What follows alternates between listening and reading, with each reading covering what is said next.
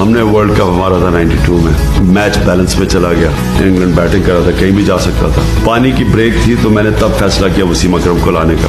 मुझे याद है सारे के सारे प्लेयर्स एक तरफ खड़े हो गए, नहीं जी ये ना करना, अगर आपने ये लाया तो एंड में मेरे थोड़ा घबराते भी थे। वो आके मुझे भी एजाज अहमद ने मुझे आके बताया, अब उनसे फुसर फुसर करके कि जी वो कह रहे हैं कि अभी ना लेके आना तो एंड में क्या होगा।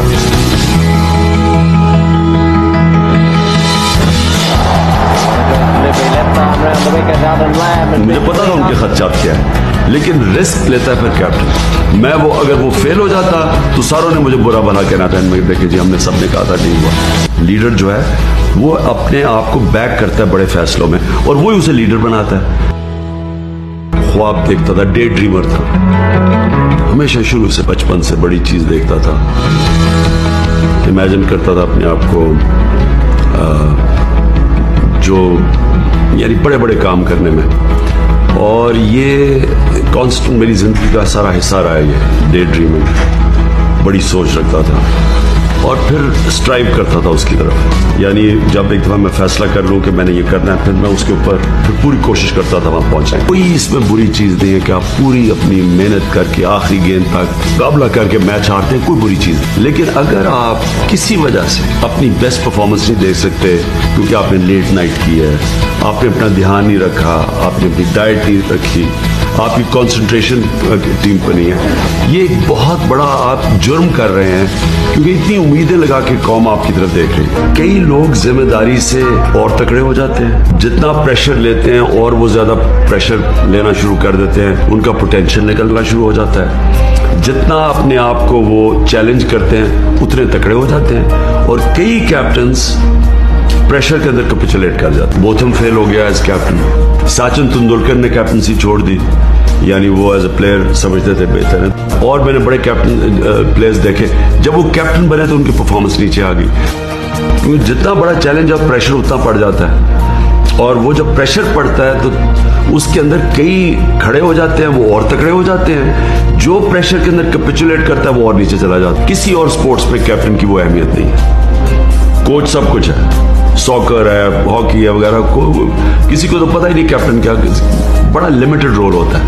क्रिकेट में फील्ड के ऊपर सारा रोल ही कैप्टन का है। जिस वक्त कैप्टन पैनिक किया टीम गई, लेकिन जब कैप्टन बना तो ऑब्वियसली एक ही विजन थी कि पाकिस्तान टीम को दुनिया की बेस्ट टीम बनाओ। लेकिन उस वक्त हमें एक प्रॉब्लम था, वो था जो वेस्ट इंडीज की क्रिकेट टीम की पीक थी। जब मेरी विजन बनी कि दुनिया की बेस्ट टीम बनना है तो वो एकदम उधर आके फंस जाती थी कि हम बन ही नहीं सकते जब तक वेस्ट इंडीज को ना हरा। वो था उस वक्त पैशन जो जब मैं कैप्टन बना कि मैं सोचता था कि मेरी क्रिकेट छोड़ने से पहले हमें वेस्ट इंडीज को हराना है। इंग्लैंड के अंपायर ज्यादा बेहतर थे, वो चुन के मौके पे हमारे खिलाफ फैसला देते थे। ऑस्ट्रेलिया में भी ये होता था, न्यूजीलैंड में। तो मैंने ये रियलाइज किया कि ये जब तक न्यूट्रल अंपायर नहीं आएंगे, जो फेयर प्ले है वो नहीं हो। और मुझे याद है 1988 में जब मेरे ख्याल में सबसे हम बेस्ट सीरीज खेले थे वेस्ट इंडीज के अगेंस्ट, तो हमने जीता नहीं थी सीरीज। रिचर्ड्स बैटिंग कर रहा था,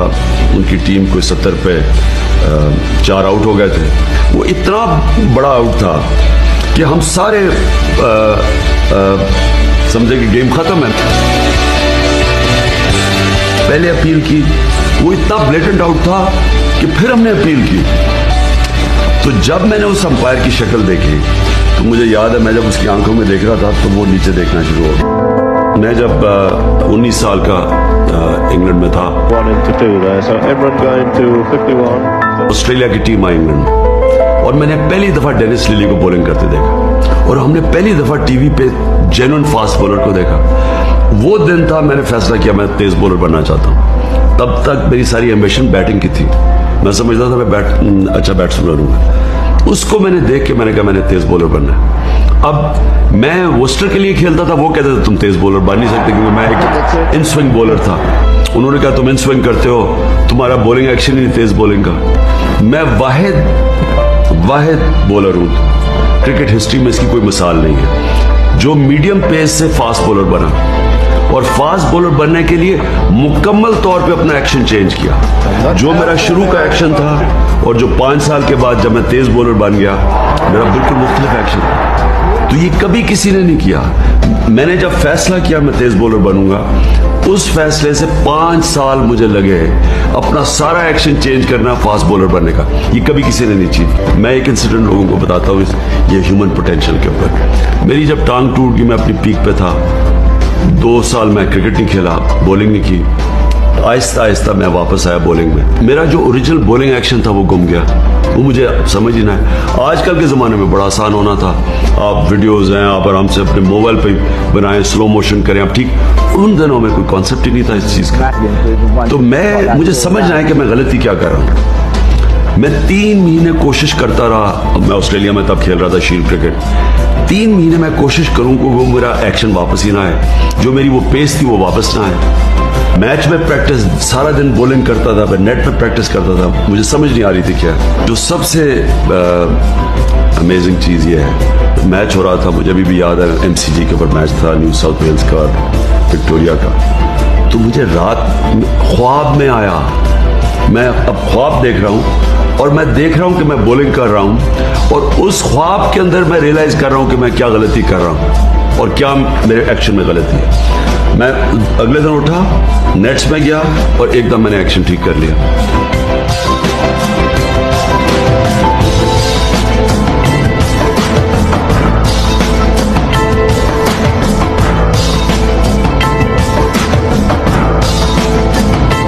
तो ये होता है कंसंट्रेशन और ह्यूमन पोटेंशियल। जब आपका ज़हन में इतनी ताकत होती है, इंसान के अंदर इतनी ज़्यादा स्ट्रेंथ होती है, जब तक हार नहीं ना मानता, यानी वो वापस रिट्रीट नहीं करता, अपनी एम्बिशन को डाउन स्केल नहीं करता।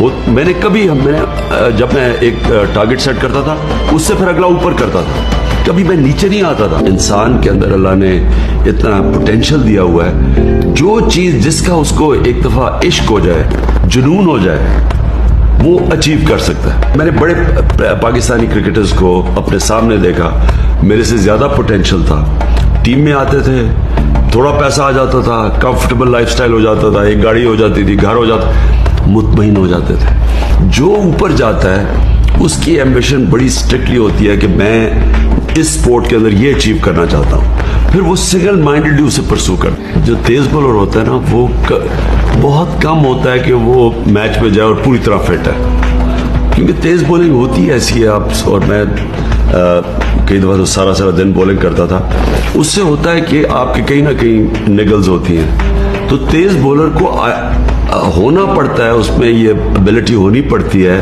कि वो पेन बैरियर के थ्रू, कई इंजरीज नहीं आप मैनेज कर सकते, लेकिन कई छोटी छोटी निगल्स होती हैं जो आप मैनेज कर लेते हैं, आप उनके साथ खेलते रहते हैं। कई वार्म अप होके कम हो जाती हैं, दर्द कम होनी शुरू हो जाती है।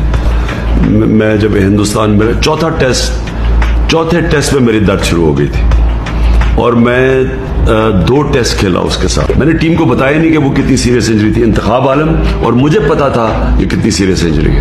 आपकी इंजरीज के थ्रू कई सिचुएशंस डिमांड करते हैं कि आप पेन अपनी ओवरकम करके खेलें, क्योंकि वो सिचुएशन ऐसा है। देखिए, कप्तान की क्वालिटीज फिर से मैं रिट्रेट करता हूँ। सबसे पहले दिलेरी, वो बिल्कुल अपनी मैं से आज़ाद होता है, सेल्फलेस होता है, और उसके साथ आ जाते हैं तीसरी चीज, मेरिट। टीम सिलेक्शन में जिस वक्त एक कैप्टन अपनी किसी भी मेरिट से हट के एक प्लेयर को सिलेक्ट करता है, उसकी क्रेडिबिलिटी चली जाती है। वो अपनी तरफ से सही भी सिलेक्शन करता है, उसको शक करना शुरू हो जाती है टीम। और ये मेरिट का एक तो ये है कि टीम रिस्पेक्ट करती है आपको जब उन्हें पता होता है कि ये कैप्टन मेरिट के ऊपर टीम सिलेक्ट। अनफॉर्चुनेटली ये जो मैच फिक्सिंग की इनके ऊपर एलिगेशंस लगी, मेरे ख्याल में इसने इस टीम को बहुत डैमेज किया। ये सबसे बड़ा, अगर मैं कहूँ ना पाकिस्तान की क्रिकेट हिस्ट्री लूँ, तो जो सबसे बड़ी ट्रेजेडी हुई वो ये कि जो वो 92 की टीम थी, वो अगले 10 साल तक दुनिया की लीडिंग टीम बननी थी। मेरे ख्याल में टीम हारने से डर गई। जब वो हारते थे वो कहते थे मैच फिक्स है, यानी उसने सारी दुनिया को उसी तरह हराना था जो वेस्ट इंडीज ने हराया था हमारे 12 साल पहले। तो उन्होंने उस टीम ने कभी भी जो उसका पोटेंशियल था कभी भी अचीव नहीं किया।